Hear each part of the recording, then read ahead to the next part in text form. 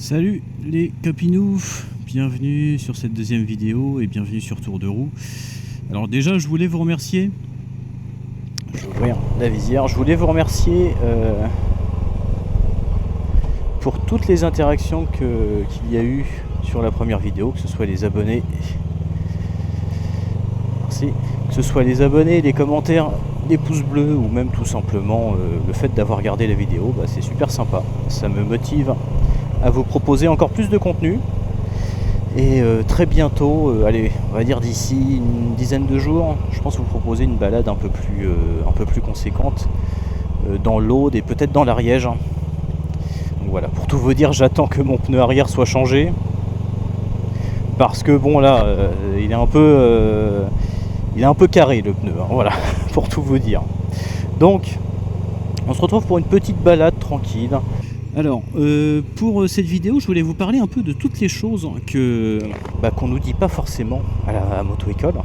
Parce que, après tout, à la moto-école, on nous entraîne à passer un examen, on nous entraîne pas forcément à être 100% prêt et avoir 100% des compétences nécessaires à conduire une moto.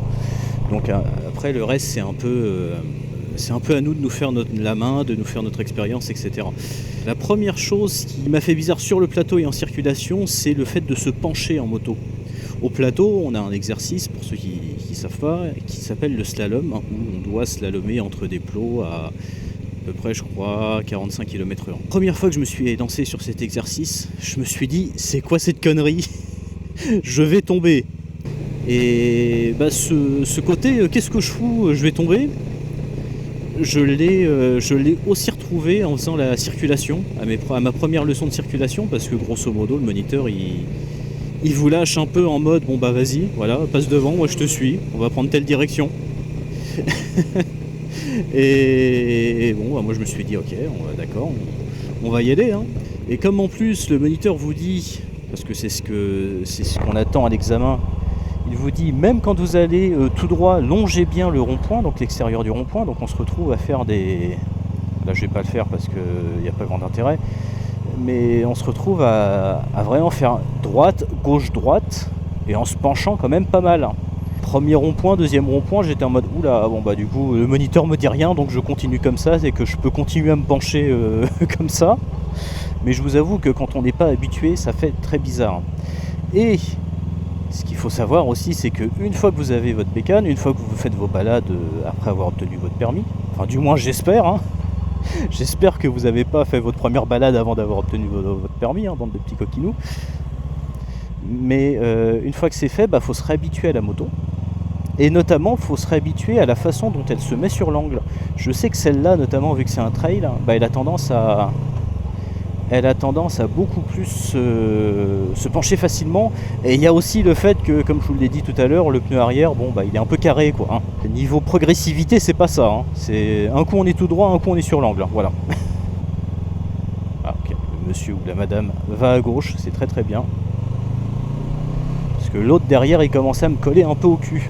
Tiens, un quad, on lui dit bonjour. Salut. Ah tiens, il a dit bonjour, je suis content. Ça me permet de rebondir sur qu'on nous dit pas non plus au permis moto, c'est que les gens vont vous coller au cul. Alors que vous alliez à 80 ou 110, ils vont vous coller au cul quand même, hein. Alors je sais pas pourquoi. Alors déjà ça arrive en voiture, ça doit vous arriver si vous roulez en voiture de temps en temps, mais là faut savoir qu'en moto c'est systématique. Alors je sais pas pourquoi. Je sais pas si c'est parce que les gens se disent, le mec il est en moto, il devrait bombarder, quoi, qu'est-ce qu'il fout? Ou alors si, vu qu'une moto forcément c'est beaucoup moins large qu'une voiture, n'est-ce pas, ils ont peut-être du mal à appréhender les distances de sécurité. Je sais pas, en tout cas attendez-vous à ça, les mecs vont vous coller au cul. Alors après le piège ce serait de se laisser faire mettre la pression et de se mettre à rouler à 140, quoi, pour essayer d'échapper au danger, ou alors de doubler n'importe comment. Je pense qu'une bonne solution par contre, quand vous avez des voitures devant vous, en toute sécurité bien évidemment, et surtout si ça roule pas très très vite, ça roule pas à la limitation, quoi, l'idéal c'est d'être à l'aise pour dépasser. Et ça d'ailleurs j'essaye de m'améliorer là-dessus, c'est d'être à l'aise à faire des dépassements en toute légalité et en toute sécurité bien évidemment, parce que ça peut éviter qu'un mec continue à vous coller au cul, ce qui est particulièrement dangereux. Et d'ailleurs, on arrive sur quelque chose qu'on vous apprend pas au permis, c'est les dépassements et l'interfile. Ce qui est quand même vachement important, je trouve, en moto, devrait au moins y avoir un module dessus. Surtout que l'interfile, je crois que maintenant dans tous les départements est autorisé, ou du moins toléré, je crois. Et alors lui, il coupe bien son virage, bon ça va, il s'est rabattu. C'est pas possible, c'est pas vraiment possible en leçon de circulation. Parce que bien évidemment, vous allez dépasser, vous allez faire de l'interfile.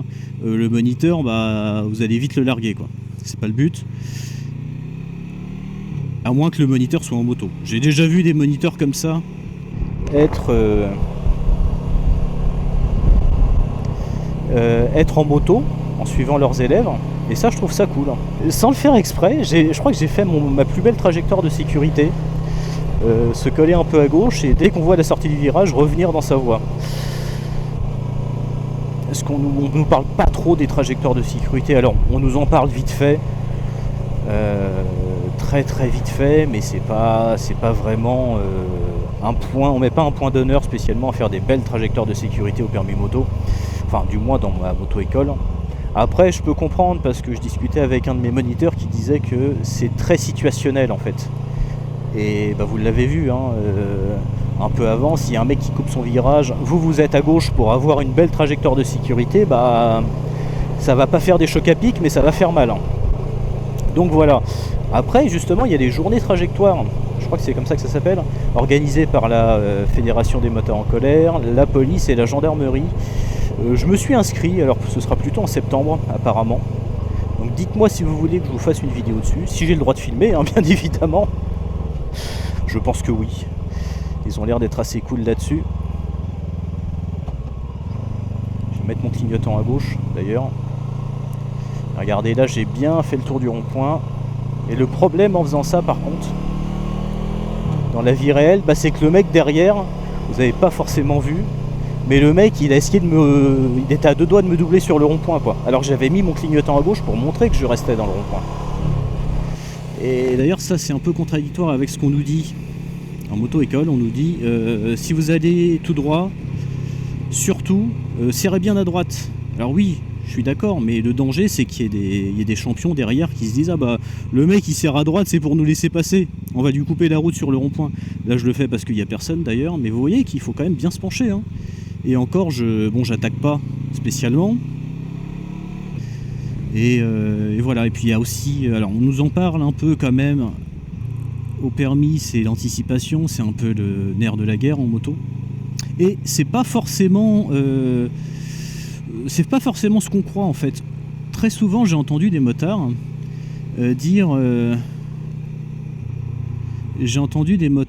ouais, faut faire comme si que tout le monde voulait notre peau à moto. Et moi je me disais putain, ça doit être vachement stressant quoi. Si c'est pour rouler comme ça, autant pas rouler en moto. En fait c'est pas tout à fait ça. C'est faut partir du principe que les gens vont faire une connerie, vous ont pas vu. Et faut anticiper ça. Après, s'ils vous ont vu, comme là par exemple, je m'apprête à m'arrêter, il m'a vu, tant mieux. Mais j'étais prêt. Bref, les petits copinous, n'hésitez pas à vous abonner si vous voulez plus de conseils d'un mec pas du tout expérimenté. Non mais bon, je pense que ça peut être intéressant d'avoir un retour d'un jeune permis en fait, voilà, qui apprend. Et regardez, par exemple, là aussi, ce qu'on m'a jamais dit, ce que j'ai déduit par moi-même, c'est qu'il y a des voitures en stationnement à droite, vous vous placez légèrement à gauche. Vous n'allez pas les coller, alors sans se mettre allez hop. Voilà, ça par contre, le jour du permis, ne le faites pas. Sans rouler sur la voie d'en face, mais écartez-vous un peu, parce que le mec, si jamais il décide d'y aller, parce qu'il vous voit pas, ou sans clignotant, etc., ou même s'il ouvre sa porte, vous la prenez quoi. Donc c'est des petits trucs comme ça, des petits réflexes à avoir. Alors non, je vous ai prévenu d'avance, je ne vais pas faire de l'interfile. Le monsieur marche sur la voie, mais bon, c'est classique à Perpignan, vous inquiétez pas, voilà, tout va bien. Hop, et le boulevard Clémenceau qui est quand même mignon, le quai Vauban à gauche. Pour ceux qui connaissent Perpignan. Et ouais, c'est surtout ça, beaucoup d'observations. Alors lui par exemple, j'avais pas vu, vous voyez. J'aurais dû regarder plus dans mes rétros, mais c'est ça aussi à gérer, c'est la surcharge d'informations quand vous êtes en moto. Alors lui il part. Je vais laisser passer quand même. Hop. Rien. La dame, je vais laisser passer. Fait signe qu'elle comprenne bien quand même. De rien. Puis moi je vais y aller quand même parce qu'à la base c'est quand même moi qui est prioritaire, donc bon. Enfin voilà, bon après si c'est vrai que si vous pouvez faire des courtoisies, voilà, alors sans vous mettre en danger non plus, faites-le. Comme ça les gens ils aimeront bien les motards. Donc voilà, allez les copinous, des bisous et puis à bientôt pour de nouvelles aventures.